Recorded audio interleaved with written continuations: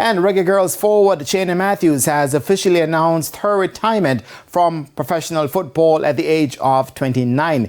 The announcement was made via her Instagram page, where Matthews says she feels that she was able to create a life she loved through football. She added, "I'll end by thanking every teammate. I'll miss the locker room the most. Coach, medical staff, staff members, friend and fan that has been a part of my journey.